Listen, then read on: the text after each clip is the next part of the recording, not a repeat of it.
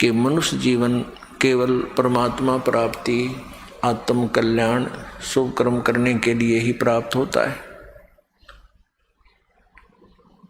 इसका जो अन्य कर्म हम करते हैं वो अनिवार्य नहीं है इतने, क्योंकि वो तो हमारी मजबूरी है। जैसे पशु पक्षी भी विवश हैं, अपने पेट भरने के लिए सारा दिन ताक लगाए बैठे रहते हैं। बुगला सरोवर पर रहता है, मछलियों को खाता है, मछलियां भी अपने से छोटी मछलियों को खाती हैं। पशु पक्षी भी अपने आहार के लिए इधर उधर भटकते रहते हैं। ये तो हमारी मजबूरी है। एक जरूरी कार्य और है जिसका हमें ज्ञान नहीं था, और ज्ञान था तो एक औपचारिकता थी। परमेश्वर ने आकर के हमें दृढ़ता के साथ ये बात जनाई कि मानुष जन्म दुर्लभ है, ये मिले न बारंबार। जैसे तरवर से पत्ता टूट जा, बहुर नहीं लगता डार। परमेश्वर ने हमें याद दिलाया, मानुष जन्म पाय कर नहीं रटे हरि नाम। जैसे कुआ जल बिना फिर बनवायो क्या काम। परमेश्वर ने कितनी गहरी बात कही कबीर भगवान ने, परमेश्वर कबीर साहिब जी ने, कि मनुष्य जीवन मानव शरीर आपका एक कूप जानो, और जिस कूप में जल नहीं तो उसका नाम भले ही कुआं है, उसमें गुण कुएं के नहीं है। ठीक इसी प्रकार जो मनुष्य जीवन पाकर के परमात्मा की भक्ति नहीं करते, वो नाम मनुष्य अवश्य है लेकिन गुण मनुष्य वाले नहीं है। उस परमेश्वर ने आकर हमें याद दिलाया कि यदि कोई श्रद्धालु किसी से प्रेरित होकर के साधना भक्ति कर भी रहा है और वो शास्त्र विरुद्ध कर रहा है, मनमुखी आचरण कर रहा है, तो भी उसका जीवन यूजलेस, व्यर्थ है। पुण्यात्माओं, हमारा इस दास का जन्म पवित्र हिंदू धर्म में हुआ। हिंदू धर्म के अंदर प्रचलित जो हमारी भक्ति विधि साधनाएं थी, उन पर हम आरूढ़ थे। पूरी श्रद्धा और विश्वास के साथ उन्हीं साधनाओं को किया करते थे जो हमारे धर्मगुरु हमें बताते रहे। और वो धर्मगुरु हमें ये भी कहते रहे कि हम तुम्हें जो ज्ञान दे रहे हैं ये सभी सदग्रंथों में प्रमाणित है, वहीं से हम आपको सुना रहे हैं। वो पहले संस्कृत का वाक्य बोलते हैं, फिर उसका अनुवाद करते हैं। तो हम सोचा करते थे, जान लिया था हमने, मान लिया था कि हमारे जो धर्म के धर्म गुरु हैं ये बड़े विद्वान और संस्कृत भाषा के प्रकांड ज्ञाता है।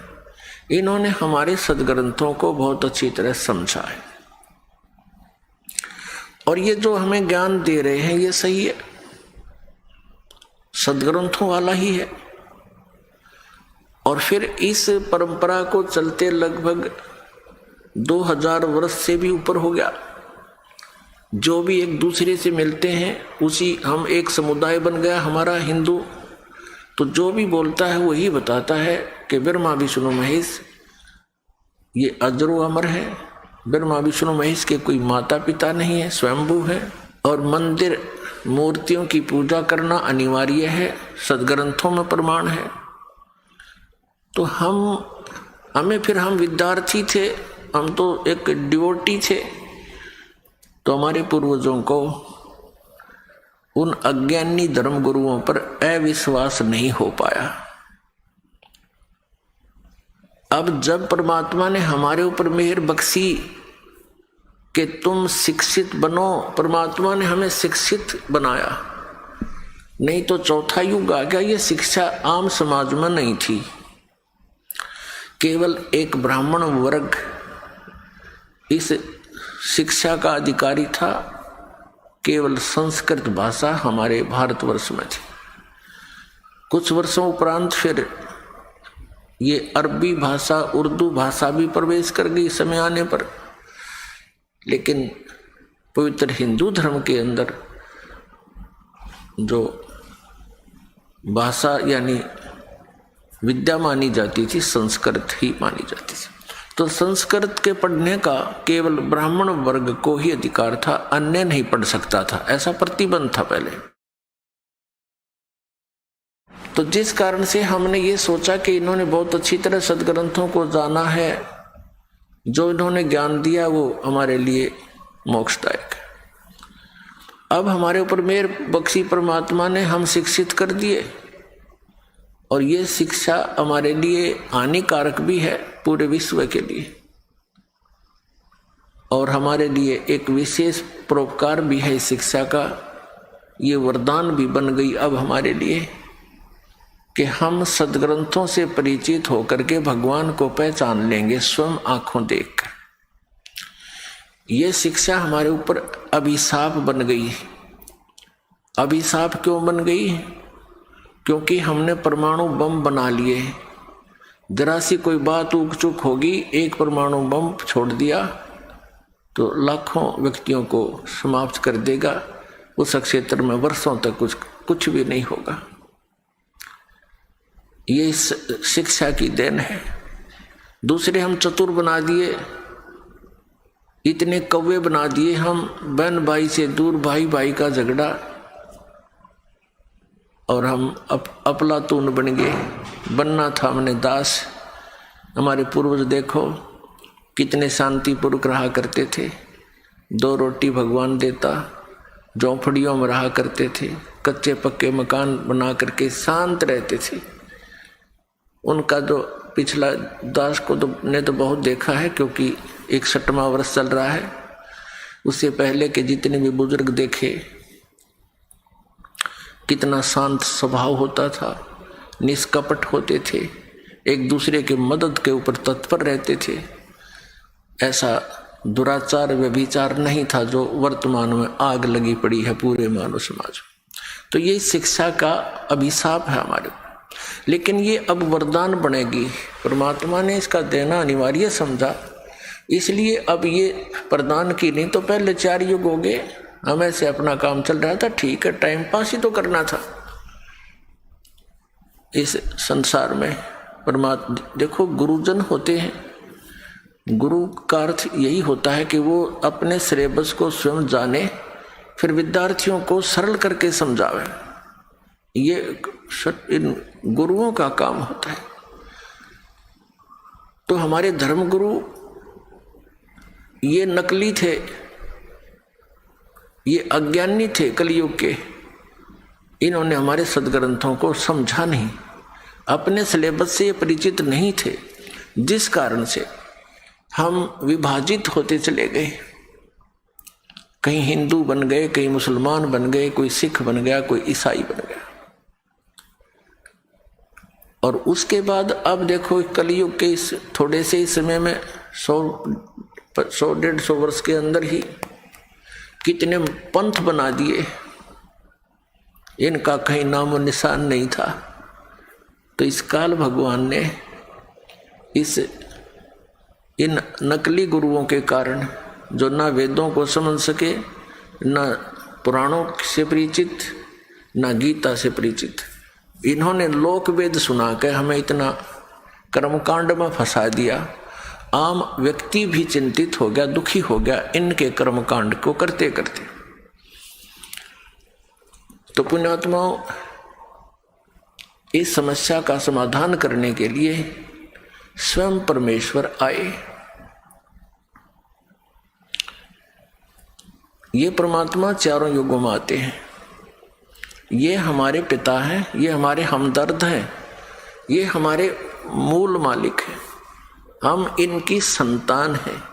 अपनी संतान की चिंता माता पिता को ही हो सकती है। दूसरे ठीक है, नेक आत्माएं हैं, थोड़ी बहुत देर हमदर्दी दिखा सकते हैं, लेकिन परमानेंटली वो उनके साथ नहीं रह सकते।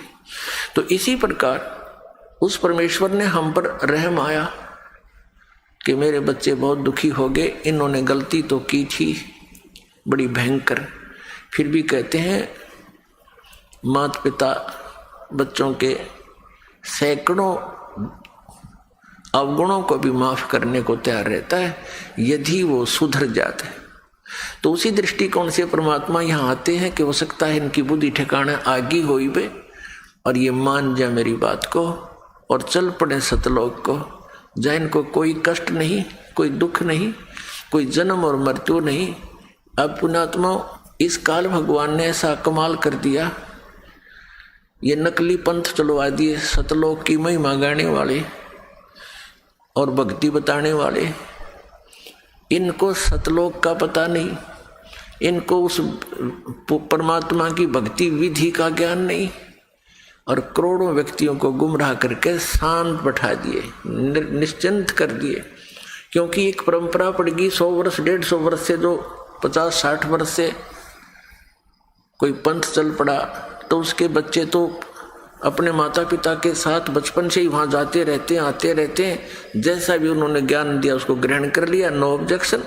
जैसा कि हम हिंदू धर्म में जन्म होने के कारण हम अपनी परंपरागत साधनाओं को माता पिता के साथ जहाँ भी मंदिरों में जाते, तीर्थों पे जाते, हम उन्हीं को फाइनल मान लिया था और संतुष्ट थे।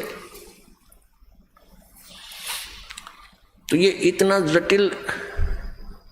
इतनी जटिल समस्या कर दी इन अज्ञानी ऋषियों ने, मह ऋषियों ने, गुरुओं ने, मंडलेश्वरों और इन आचार्यों ने, कि हमारे ये समझ में नहीं आ रहा कि कौन ठीक है कौन गलत है।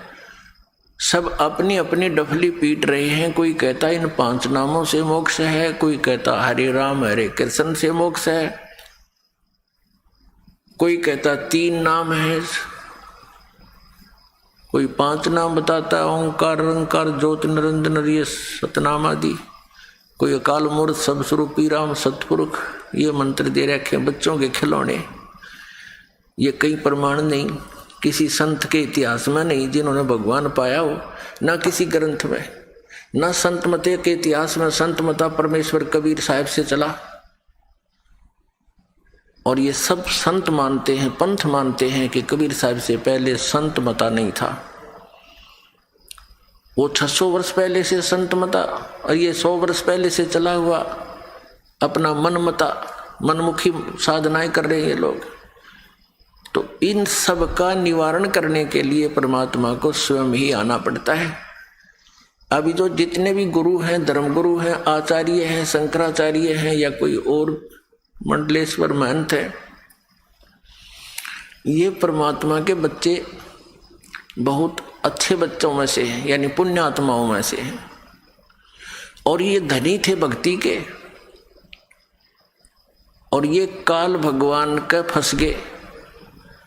इस काल भगवान ने इनको अपने कब्जे में ले लिया, इनको इतना मिसगाइड और प्रभु बना दिया, इतना इनको मिसगाइड कर दिया, भ्रमित कर दिया, अज्ञान बरवा दिया, और फिर इनका रिमोट अपने हाथ में रखता है।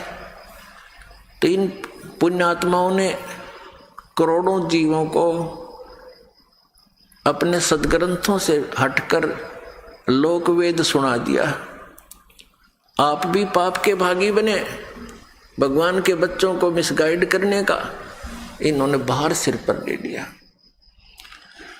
इनकी वो दुर्गति होगी, आगे चलकर देख लेना पुण्यात्मा। आप तो अभी नहीं समझ पाओगे इस अध्यात्म ज्ञान को, क्योंकि दास इस मार्ग का मास्टर है, अच्छी तरह इस सदग्रंथों को समझा है, परमात्मा ने ज्ञान दिया है, दिव्य दृष्टि यानी दास का ज्ञान योग खोला है। आगे चल के इन नकली गुरु मंडलेश्वरों, आचार्यों, शंकराचार्यों की वह दुर्गति होगी, इनको नरक में ठोका जाएगा। क्योंकि परमात्मा के विधान को त्याग कर अपना मता चलाना, ये संविधान तोड़कर चलने वाली बात है। तो संविधान का उल्लंघन करने वाला वो पाप का भागी और दंड का अधिकारी होता है।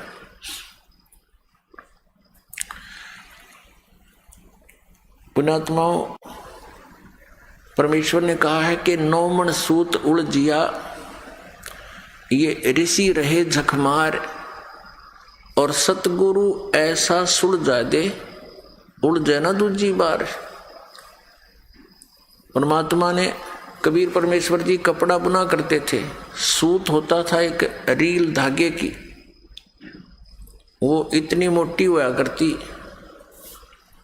और वो धागा यदि उलझ जाता तो उसको सुलझाना बड़ा कठिन होता था। एक तो ये ध्यान रखना पड़ता था कि ये इसमें कोई कट ना हो जा, कट लगने से फिर गांठ पड़ेगी, गांठ पड़ने से वो रेजा ठीक कपड़ा बने नहीं, और फिर उसकी कीमत नहीं मिले, वह दिहाड़ी मिले नहीं। जिस कारण से जुलाहे बहुत सावधानी से उनको सुलझा करते थे। यदि 1 किलोग्राम सूत यानी 1 सेर सूत उलझ जाता तो 2-3 दिन लग जाते थे उसको सुलझाने में, तो उनकी 2-3 दिन की झाड़ी व्यर्थ जाती थी। और परमात्मा कहते हैं कि ये तो 9 मन सूत उलझा दिया, 1 मन में 40 सेर, 40 किलोग्राम। कहते इतना सूत उलझा दिया, यो अध्यात्म मार्ग का 9 मन सूत उलझिया, ये ऋषि रहे झकमार, और सतगुरु ऐसा सुलझा दे, उलझे ना दूजी बार। अब परमात्मा कबीर परमेश्वर जी वो ही लीला करने आते हैं, एक तत्वदर्शी संत की, एक सतगुरु की। पुण्यात्माओं, यह अध्यात्म मार्ग है। आप इस अध्यात्म मार्ग के विद्यार्थी हो, आप स्टूडेंट हो, ये दास टीचर है। और जिन टीचर्स के पास, जिन अध्यापकों के पास आप पढ़कर आए हो, वो अध्यापक नहीं थे, आपको कति अज्ञान से भर दिया। अब एक तो दया करना इस दास पे कि जो दास बोल रहा है उस बात को हृदय में समा लेना। समय बहुत थोड़ा है। परमात्मा कहते हैं कलयुग में जीवन थोड़ा है, भाई कर ले बेग संभार, यानी जल्दी संभल जा। और योग साधना या हठ योग और कान बंद करके कहते ये नहीं बने, केवल नाम आधार।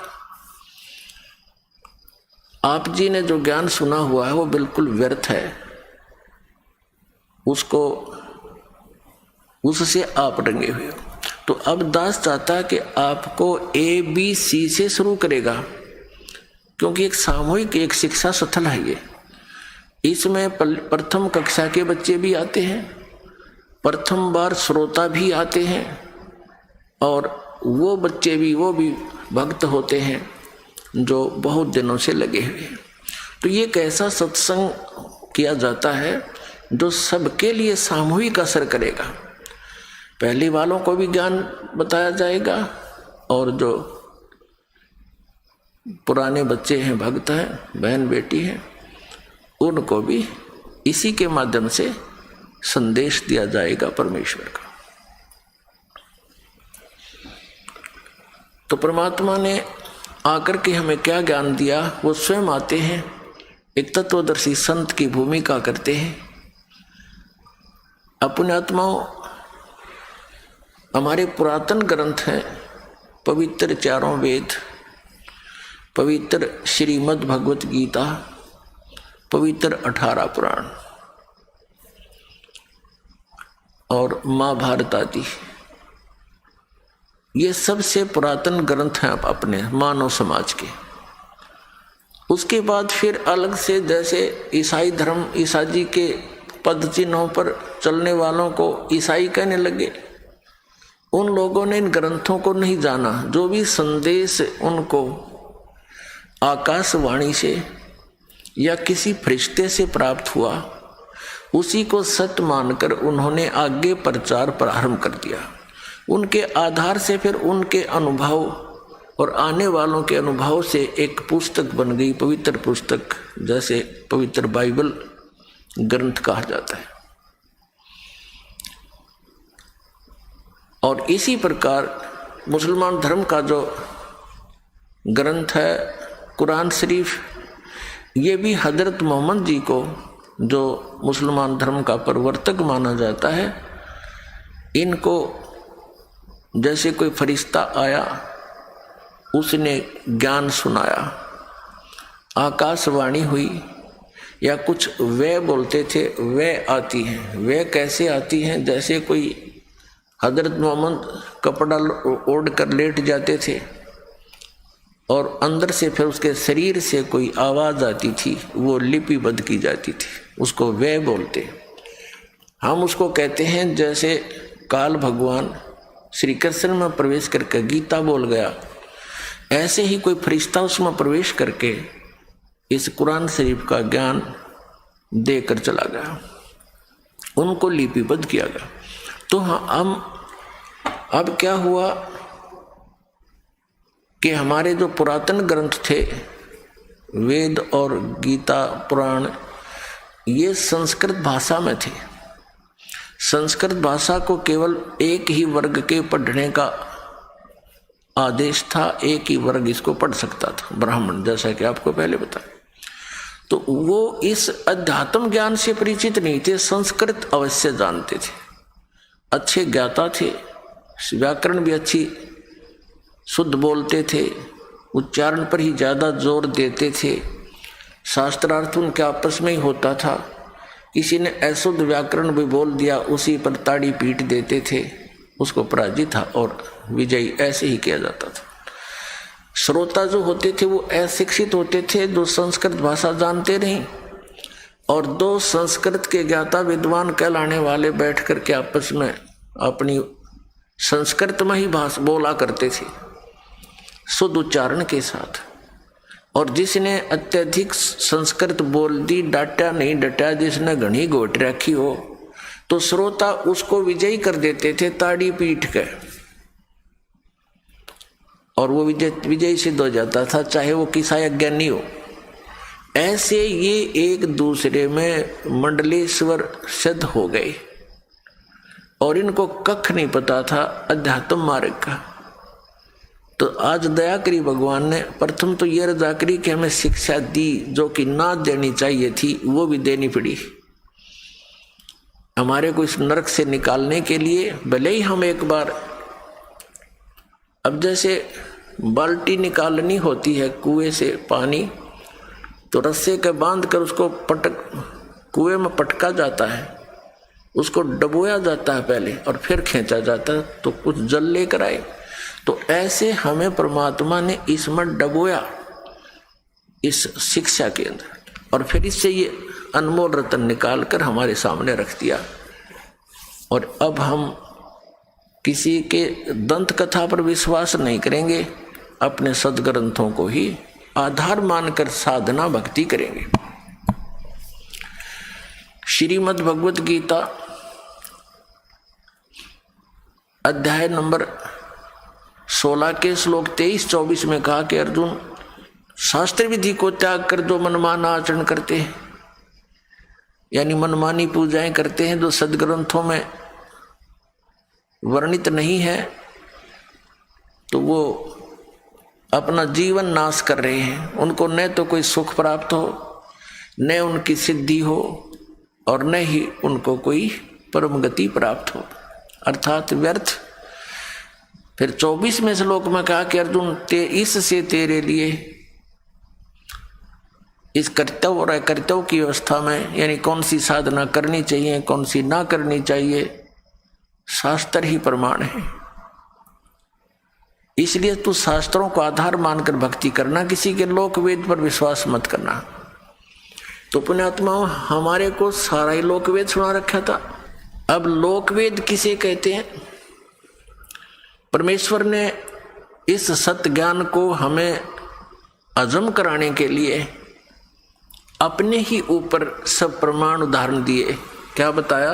पीछे लग गया जाऊं था मैं लोक वेद के साथ, रास्ते में सतगुरु मिले, दीपक दे दिया हाथ। क्या बताते हैं भगवान। जैसे ये दास पहले हनुमान पुजारी था, बाबा श्याम जी की पूजा करता था। भगवान श्री कृष्ण विष्णु एक विशेष इष्ट थे, विशेष श्रद्धा थी इनमें।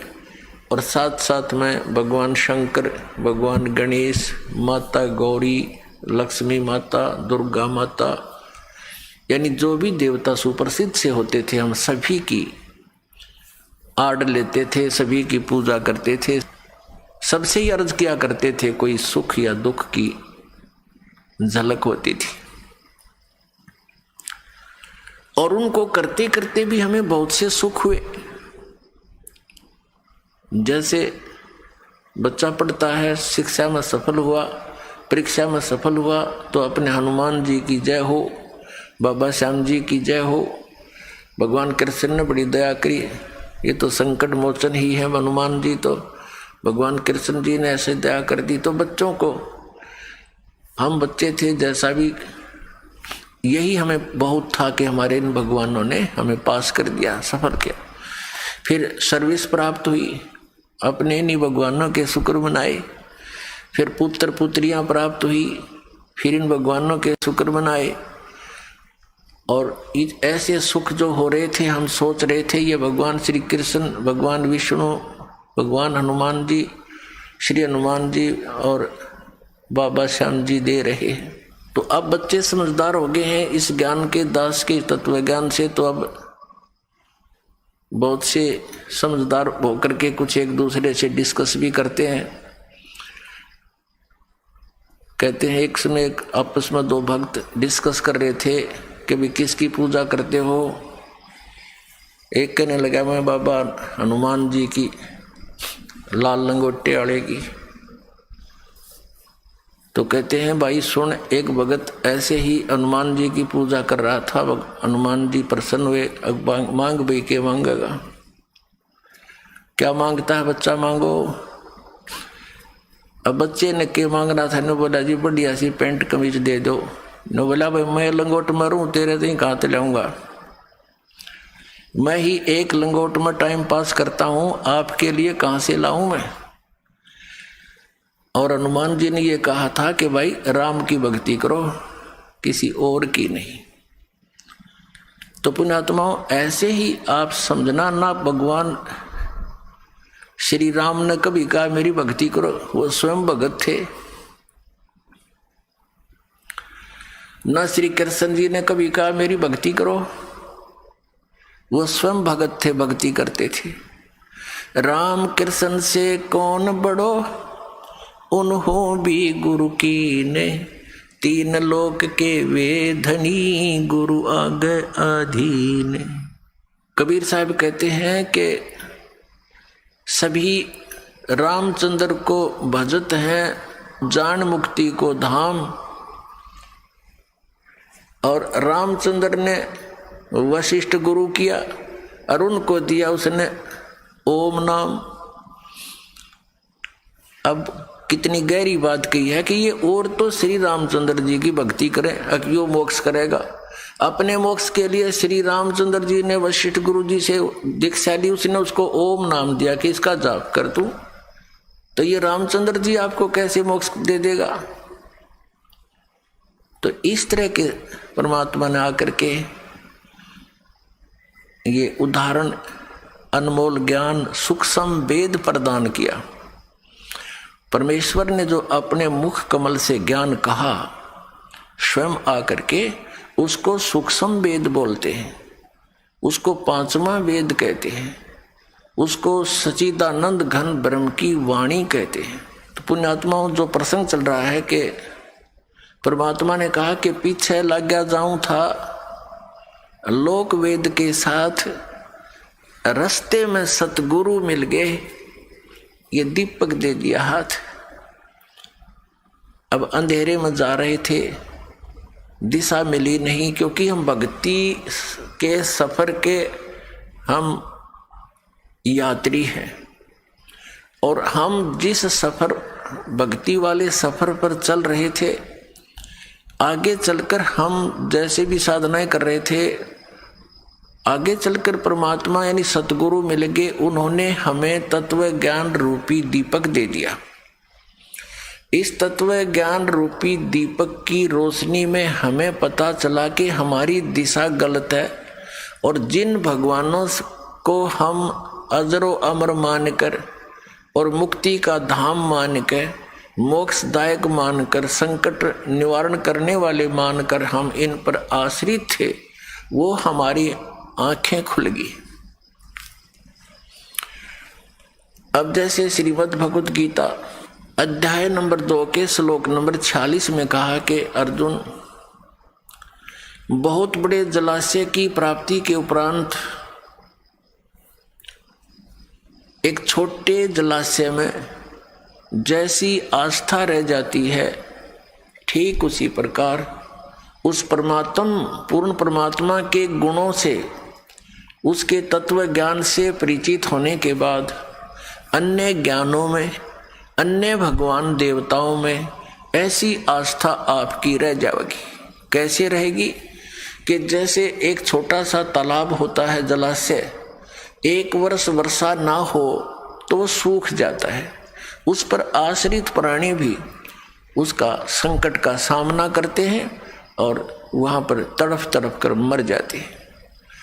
और एक इतना बड़ा सरोवर हो, इतनी बड़ी झील हो, 10 वर्ष भी वर्षा ना हो तो भी उसका जल समाप्त नहीं हो, और वो मिल जाए उन प्राणियों को। एक बहुत पुराने समय की जब ये गीता बोलेगी, उस समय पूरा ही मानव समाज इन सरोवरों पर आधारित था, तालाबों पर आधारित था।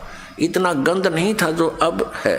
घास फूस बहुत होता था, जलाशय बहुत बड़े बड़े होते थे, कुछ छोटे भी होते थे, तो आसपास वर्षा होती थी। जड़ी बूटियों पर वर्षा हुआ जल उसके अंदर आकर के मिल जाता था, और वो वर्षों से, 1 वर्ष तक, और बड़ी झील होती तो कई वर्षों तक वो खराब नहीं होता था। तो उसी में स्नान भी करते थे, उसी से पानी भी जल भी पीते थे, और छोटी मोटी कोई बगीचे वगैरह भी लगाते थे, तो उसी से ही सिंचाई वो करते थे। तो ऐसे वो अपना निर्वाह करते थे, झोंपड़ियां डालकर उसके आसपास रहा करते थे। तो कहने का भाव ये है कि हमने जब ये तत्व ज्ञान हुआ और फिर आप जी के समक्ष ये डंडोरा पीट दिया, तो उस समय हम छोटे जलाशयों पर आश्रित थे। श्री ब्रह्मा जी, श्री विष्णु जी, श्री शिव जी। ब्रह्मा जी की तो हम पूजा कराए नहीं करते, ये तो हमारे धर्म गुरुओं ने बता दिया था कि ये पूजा के योग्य नहीं है, इसकी पूजा बंद कर रखी है। शक्ति ने इसको श्राप दे दिया था, तेरी पूजा जग में नहीं होगी। फिर ये 2 भगवान शेष बचे, भगवान विष्णु और शंकर जी, इनकी पूजाएं हम करते थे। तो ये भगवान बुरे नहीं है, लेकिन ये हमारे लिए सफिशिएंट नहीं, पर्याप्त नहीं है। जैसे उस जलाशय का, छोटे जलाशय का जल वो बुरा नहीं था, लेकिन वो पर्याप्त नहीं था। उसमें कभी भी आपत्ति का सामना करना पड़ सकता था, वो स्वयं भी सूख सकता था, सूख जाता है, और उसके आश्रित भी तड़प तड़प कर भुगत कर मर जाते हैं। तो इसलिए वो बुरे नहीं थे। और ऐसा कौन अनजान होगा जिसने बड़ी लेक मिल जा और फिर जोड़ पर बैठा रहे उस तालाब पर, पता नहीं कब वर्षा ना हो तो समाप्त हो जाए। ऐसा अनजान कोई नहीं होगा। तो परमात्मा ने कहा है कि पीछे लग गया जाऊं था मैं लोक वेद के साथ, रास्ते में सतगुरु मिल गए, दीपक दे दिया हाथ। अब जैसे ये इस एक छोटे जलाशय को, जिसमें 1 वर्ष के बाद वर्षा ना होने से वो सूख जाए उसका जल, और उसको कोई ये बता रहा है कि ये तो 100 वर्ष भी नहीं सूखा है, ये कभी सूखता ही नहीं, ऐसी कोई व्याख्या कर रहा है, तो कितना, या तो वो स्वार्थी है, या कोई शराबी, या कति महामूर्ख। 1 वर्ष वर्षा ना हो उस जलाशय सूखने वाले को कोई ये कहे कि 100 वर्ष वर्षा ना हो तो बिना सूखते, ये तो ऐसा जलाशय है। तो ये इस 3 टाइप का व्यक्ति हो सकता है, या तो कति अज्ञानी, या कहीं कोई बांग पी रहा है, या कोई बकवादी है, स्वार्थी है कि यहीं पड़े रहे, तेरी दुकान चलती रहे। तो पुण्यात्मा, हमारे धर्म गुरुओं ने हमारे साथ ऐसा कर रखा था, पवित्र हिंदू धर्म के इन आचार्यों और शंकराचार्यों और इन गुरुओं ने, ब्राह्मणों ने, पुण्यात्माओं, हम भक्ति मार्ग से दूर हो गए और आपस में हम इन ऐसे लड़ते रहे जैसे हिंदू और मुसलमानों का आपस में झगड़ा कराना इन हमारे धर्म गुरुओं का, दोनों धर्म गुरुओं का, हिंदुओं का और मुसलमानों का कर्तव्य बन गया था। कोई जरा सी कोई बात कह दे सच्चाई तो उसको मार दो, काट दो, हमारे धर्म की बेइज्जती कर दी। ये शिक्षा दे रखी हमारे तई, आपस में कट मरना, लड़ मरना। पहले बात को सुने, समझे, तय तक जावे, जब फैसला ले। तो ऐसा हमारा इन्होंने अंडोला बना रखा था। तो अपने आत्मा थोड़ा समझना पड़ेगा, गहराई से सोचना पड़ेगा। तो यहां ब्राह्मण शब्द का अर्थ किसी जाति विशेष से नहीं है। ब्राह्मण वही है, जैसे अब परंपरागत तरीके से हम देखें तो पंडित यानी ब्राह्मण उसको कहते हैं जिसने किसी एक विषय में कोई उसका जो सफलता प्राप्त कर रखी हो, उसको पंडित बोलते हैं। जैसे शास्त्री कहते हैं, पहले पंडित की उपाधि प्राप्त करने वाला एक विषय का आचार्य होता था। वो 2 का भी हो सकता था, 3 विषयों पर भी वो पंडित हो सकता है। पंडित माने विद्वान व्यक्ति।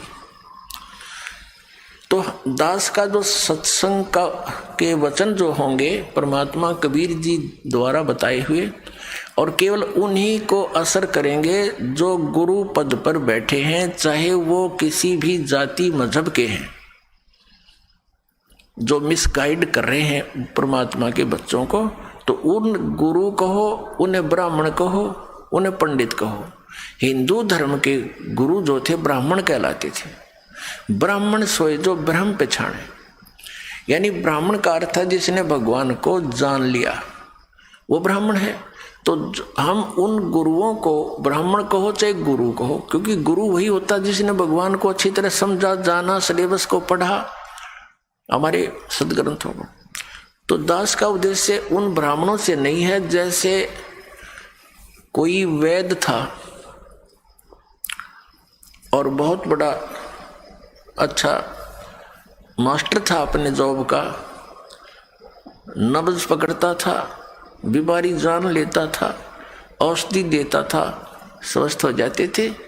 तो इतना प्रसिद्ध हो गया, फिर उनकी 1-2 पीढ़ी भी थोड़ा बहुत कार्य, 1-2 बच्चा उस वैद्य के कार्य को करता रहा।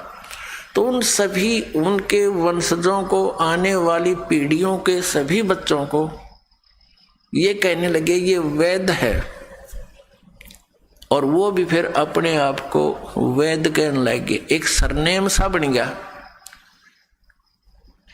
हालांकि वो आज भी विद्यमान है ऐसे बच्चे जो वैद्य लिखते हैं अपना सरनेम, और वो जानते नहीं पेट के दर्द की दवाई, औषधि, और वो भी वैद्य कहलाते हैं। तो यदि कोई डॉक्टर वैद्य और वैद्य की दवाई के विषय में ही बोलता है कि उस वैद्य की औषधि ठीक नहीं है, वो हानिकारक है, तो वो उन वैद्यों पर असर नहीं हो रही जो केवल परंपरागत वैद्य कहलाते हैं। लेकिन जो औषधि दे रहा है और अब भी वैद्य का काम कर रहा है, उनसे संबंधित है ये बात। जैसे मेरे पूज्य गुरुदेव जी ये इस परंपरागत वैद्य की तरह ब्राह्मण जाति से थे, लेकिन वो कभी अपने आप को पंडित ब्राह्मण नहीं कहते थे।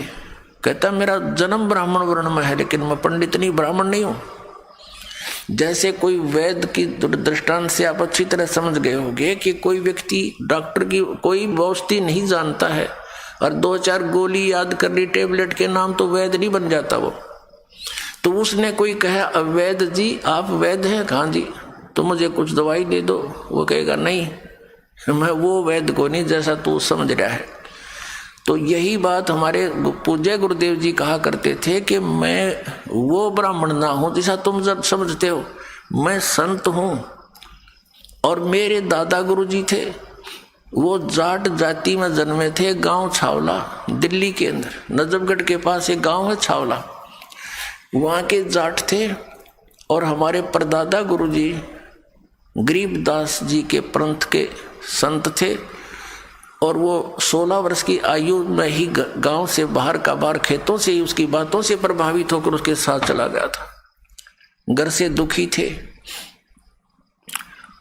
तो इतना अच्छा माइंड था उनका। हमारे परदादा गुरुजी ने सोचा कि ये बालक बहुत अच्छे माइंड रखता है, इसको क्यों ना काशी विद्यापीठ से पढ़ा दूं और ये सदग्रंथों को जान कर अच्छी तरह समझा दिया करेगा।